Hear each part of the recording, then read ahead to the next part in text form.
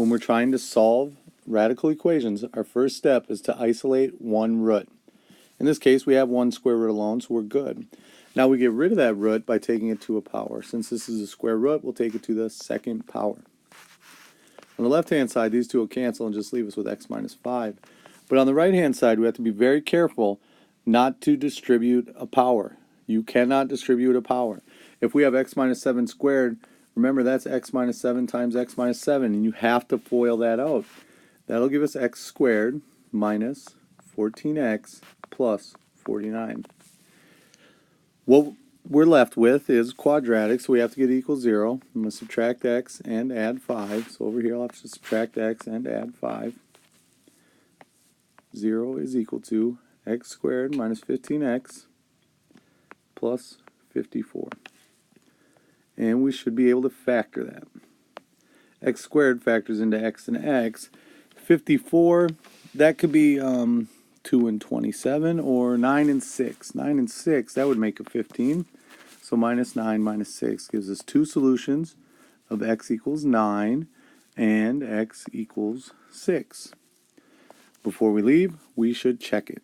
Is the square root of 9 minus 5 equal to 9 minus 7? 9 minus 5 is 4, so is the square root of 4 equal to 2? Sure is, so x equals 9 is a solution. Also check x equals 6. Is the square root of 6 minus 5 equal to 6 minus 7? Well, on the left, we'll have the square root of 1, and on the right, 6 minus 1 is negative 1. Square root of 1 is 1, not negative 1, so 6 is not a solution.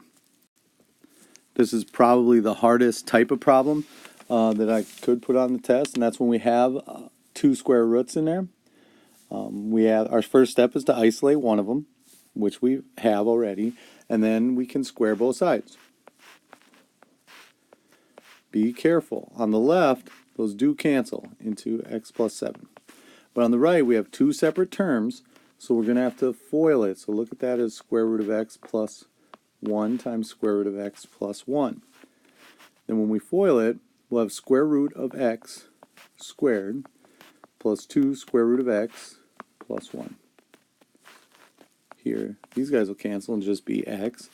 So we bring everything that's not a root over to the other side. So I'm going to subtract x here and subtract 1 to get all of these gone. So I'm going to subtract x and subtract 1. 6 is equal to 2 square root of x. Now we'll divide by 2 to get that square root alone. And we still have a square root, so we have to square again. 9 is equal to x. Before we leave, check it and make sure. Is the square root of 9 plus 7 equal to the square root of 9 plus 1? Well, 9 plus 7 is 16, and square root of 9 is 3. So is the square root of 16 equal to 3 plus 1? And yes, it is. So x equals 9 is a solution.